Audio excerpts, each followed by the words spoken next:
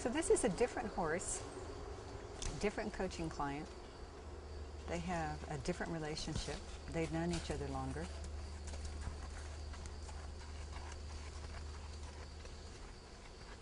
I was going to say, the difference between Tibber and this horse is Tibber was your first-time client when you're just starting to get to know each other and you're still learning how to dance that dance together. And this is a coaching client she's obviously had for a period of time where they're comfortable with each other, they know each other's language, and there's just that deeper level of understanding that comes with relationship building.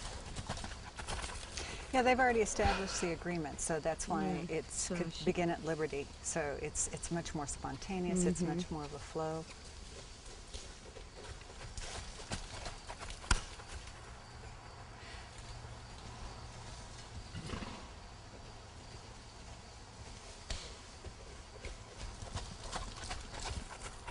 Yeah, they were able to spend less time setting the foundation and co-creating the relationship and go right to communication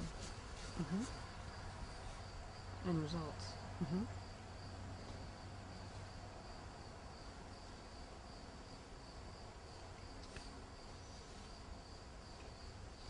In fact, a lot of the results are happening because of the communication. Exactly. Because of how they all are on a very similar level, on the same page, so to speak.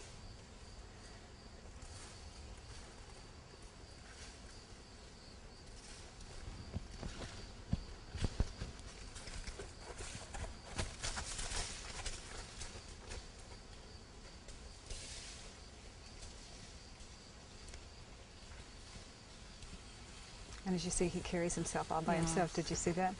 I was gonna say, from absolutely a thought, he changed gaits. So there's clarity, and there's focus, and then there's ease and grace that comes out of that in their communication.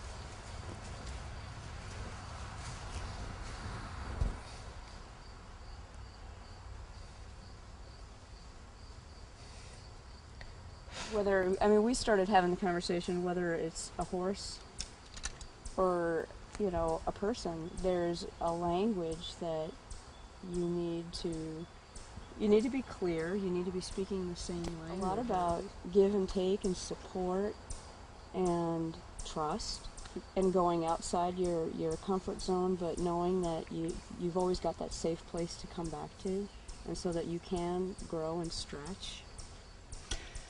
There was a lot of energetic and emotional agility happening in there. I definitely noticed the energetic aspect of it, of how she was using not her language but her body and her directional energy to have the horse move. And the horse was really perceptive to that. I think what I got out of it from watching Joanna was really the difference between connection and attachment. Oh, okay. That I really got that you can remain connected and have your experience in that relationship, and you can still remain non-attached so that you don't get Sucked angry, into it, frustrated, or whatever. You can just maintain that communication and not let it necessarily be a trigger within you. So that means you can actually feel your sadness? You can feel your sadness. But you don't have to act on it right then. Exactly. Yeah. So that was that's a big revelation for me, because I've been trying to figure that out.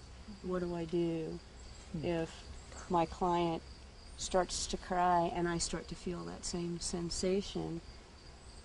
I can remain connected, but I don't have to be attached to them. I can just acknowledge that. And I can do my own stuff later on, but I can still remain connected and support the client through. Well, in their fact, feeling. if you stuff the feelings, then you lose the attachment. Right. I mean, you lose Connection. the lose the connection. connection, which was part of my challenge, was like just trying to stuff the feeling rather than just go ahead and embrace it and acknowledge it, but not be attached to it.